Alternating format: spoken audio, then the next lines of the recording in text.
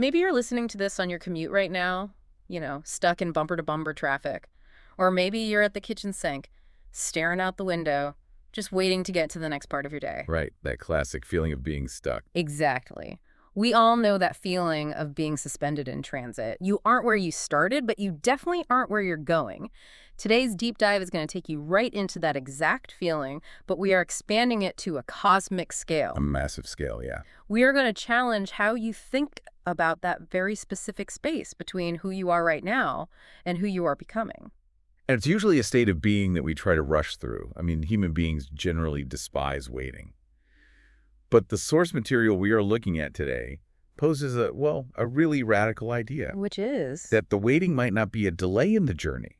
The waiting might actually be the entire point of the journey. I love that. So our sources for this deep dive are excerpts from this beautifully profound, deeply allegorical text by Hoda Nevo. It's titled Proceedings of the Magnificent Nowhere. Such a great title. It really is. And our mission today is to explore Nevo's depiction of the afterlife. Specifically, there's this institution known as the Antechamber of Considerable Reputation. Right, the waiting room. Yeah, the waiting room. We are going to extract its insights about human nature, the emotional baggage we just completely refuse to put down, and what it genuinely means to undergo a process the text calls becoming clarified. The clarification process. Exactly. Okay, let's unpack this, because the bureaucracy of this afterlife waiting room is incredibly bizarre, but the moment you start peeling it back, you realize it's actually talking about all of us. Yeah, so Nevo sets the stage by describing the antechamber as having this atmosphere that sits somewhere between a highly respected, hushed library and like a vast railway station. But a station where every single train is delayed? Right, delayed, but nobody has made an announcement. So it's just this endless muted space. Yeah. And it's staffed entirely by administrators who work there for so long that they've actually stopped using spoken language. Oh, right, the gesture-based culture. Exactly. They communicate through raised documents, slightly tilted chins, and these highly specific ways of intentionally not looking at things. Which is so funny. And there is a detail early in the text that completely sets the tone for everything that follows. It's this recurring note that the coffee served in the afterlife is surprisingly adequate. Not great, not terrible. Right. It isn't heavenly nectar. It isn't boiling sludge. It is just decent break room coffee. There's this amazing anecdote about a Roman senator who arrives in the antechamber. Oh, I love this part. Yeah, so he was a ruthless man in life, so he fully expects literal cosmic punishment for his earthly deeds. He's bracing himself for hellfire. But instead, an administrator just hands him a paper cup of decent coffee. And it just breaks him. Totally. The sheer adequacy of that coffee disturbs his worldview more than any theological argument he ever faced. Because it completely removes the expectation of a dramatic theatrical judgment. We build up these massive narratives about how our lives will be judged, and the antechamber just refuses to play along. It's so anticlimactic. Right. And that refusal is embodied by the antechamber's chief administrator, this figure named Mantivarro. The text describes his eyes as the color of a conclusion you have not yet reached. That is such a vivid description. It really is. Yeah. Mantivarro doesn't punish the arrivals. He doesn't offer like a grand moral accounting. He just processes them with his practiced neutral efficiency. I have to admit, though, if I'm putting myself in the shoes of a new arrival, there's something deeply unsettling about this. Like, wait, there is literally no schedule. You just get handed a cup of coffee and you sit there. Just waiting indefinitely. Yeah, I think I would lose my mind. It's like being stuck at the ultimate DMV or airport terminal.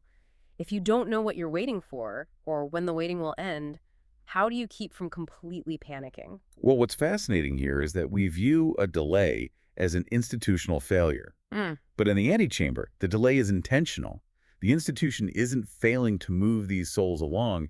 It is purposefully holding them in a suspended state. So the waiting is a feature, not a bug. Exactly. Think of it like a darkroom for developing photographs.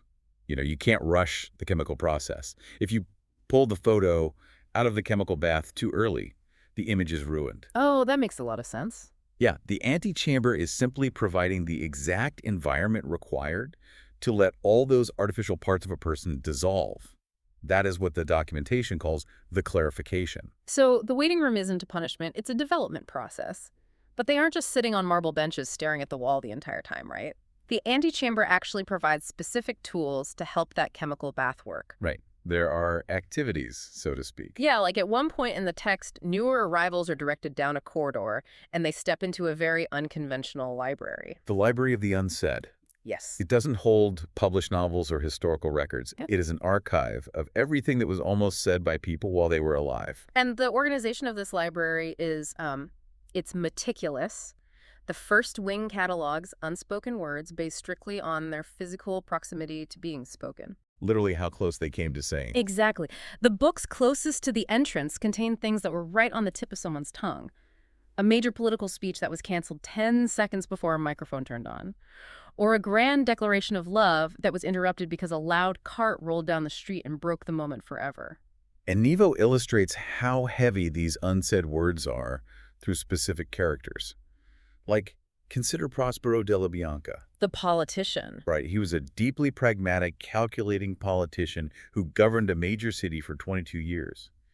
He wanders into this first wing and finds his own unsaid words bound in a single, incredibly thin book. Just a thin little volume for his whole life. Yeah, and the tragedy is that the book doesn't contain political secrets or statecraft.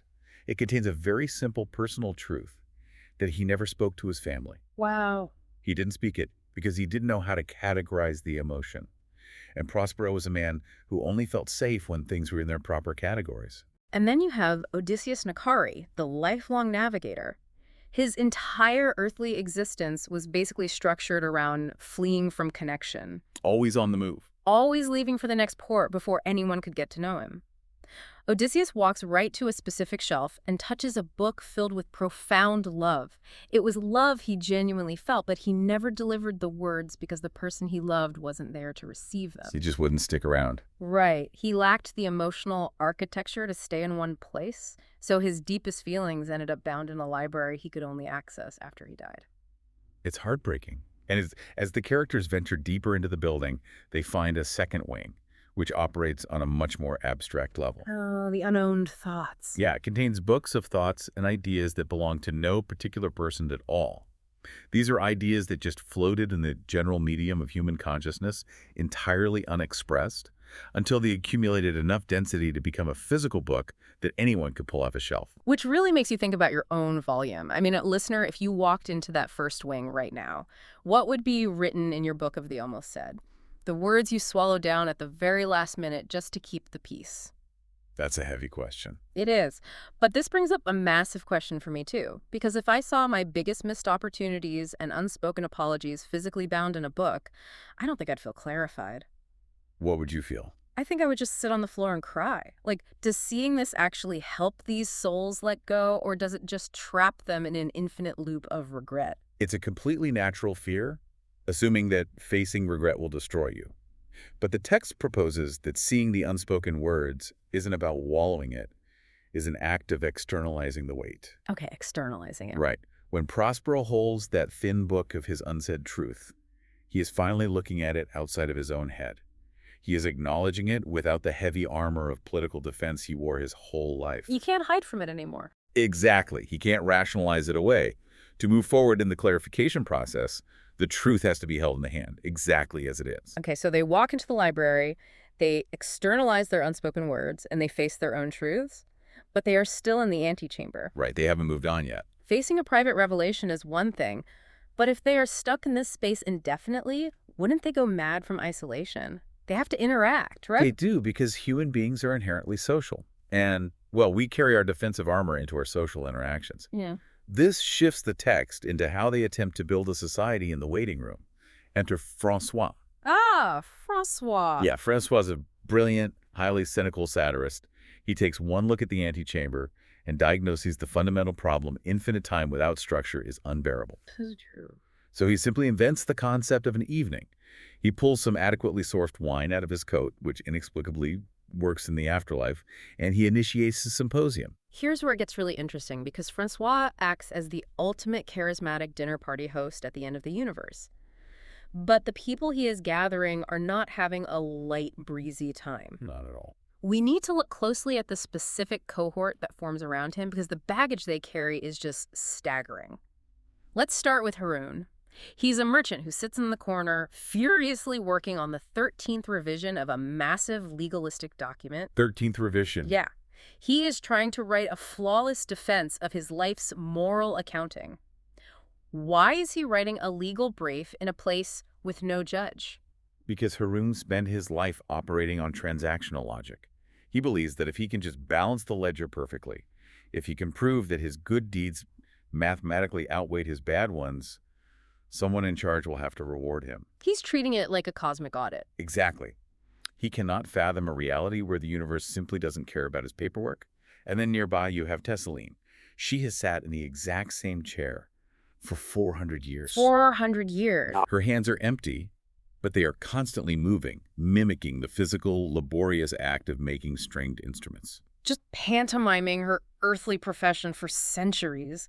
And she's sitting next to two sisters, Maret and Daria. These two argue endlessly about absolutely everything. The sky, the lighting, the past. Whatever they can find. Right. The text notes that disagreement was the only architecture of love they understood. Hold on, architecture of love sounds very poetic, but what does that actually look like? Are we talking about couples who constantly bicker over the right way to load the dishwasher? Precisely. The bickering isn't actually about the dishwasher or whatever Maret and Daria are arguing about. It is a way of interacting that feels safe. Safe? How is arguing safe? Because for these sisters, if they are arguing, they are engaged. Disagreement is a rigid structure that guarantees the other person is paying attention to them. To stop arguing would mean stepping into a vulnerable silence. Oh, and silence is scary. Yeah, to them, silence feels exactly like abandonment. They're using conflict as a shield against intimacy. And speaking of shields, you also have Calfan in this group. The philosopher. Right, a 2,000-year-old philosopher who just ignores the others because he is stubbornly trying to optimize his sight lines in the room. He's trying to find the perfect vantage point before he even knows what he's supposed to be looking at. It's basically a room full of people aggressively performing their earthly identities, and here's where Francois' role becomes crucial. He manages this room full of deeply pained, defensive people by using satire. Deflecting with humor. Right, he deflects, but he also uses a well-timed joke to extend mercy. He helps these serious people inch closer to their own painful topics without triggering their defensive armor. He makes it safe for them to look at themselves. But the profound tragedy of Francois is that he provides for everyone else what he cannot provide for himself. He's stuck too. Very much so. He spent his earthly life exposing the mechanisms of power and dismantling hypocritical institutions with his wit. But sitting in that symposium, he realizes he never exposed his own vulnerabilities. He was always performing. Exactly. He ensured he was the most interesting person in every room he ever entered. That meant everyone was always watching his performance.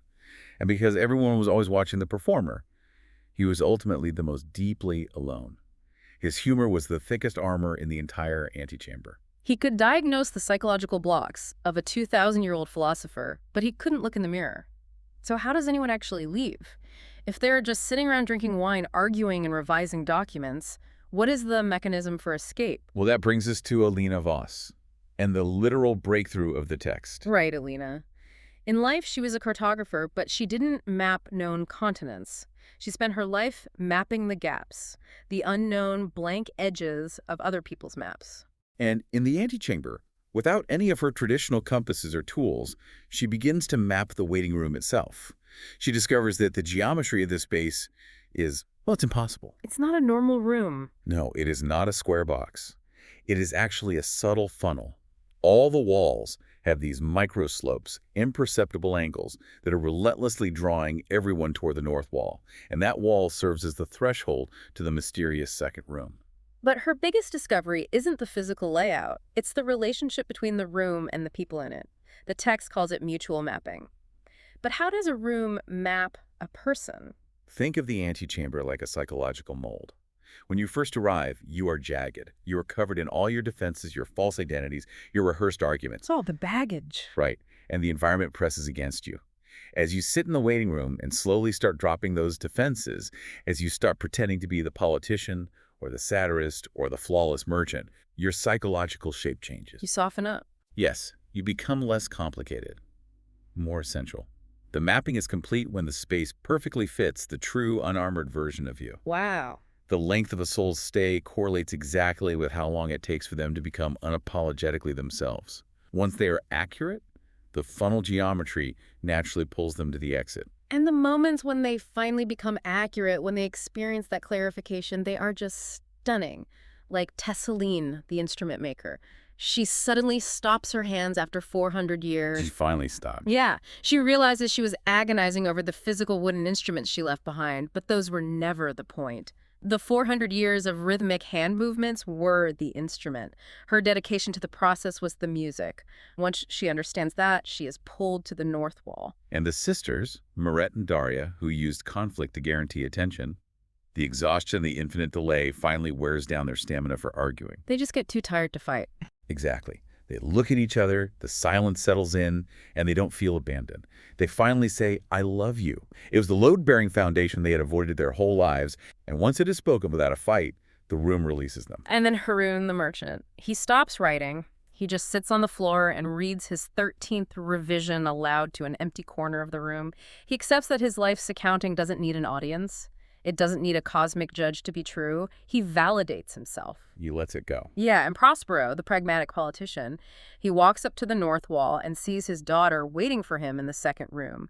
In that instant, he drops his heavy leather document case forever.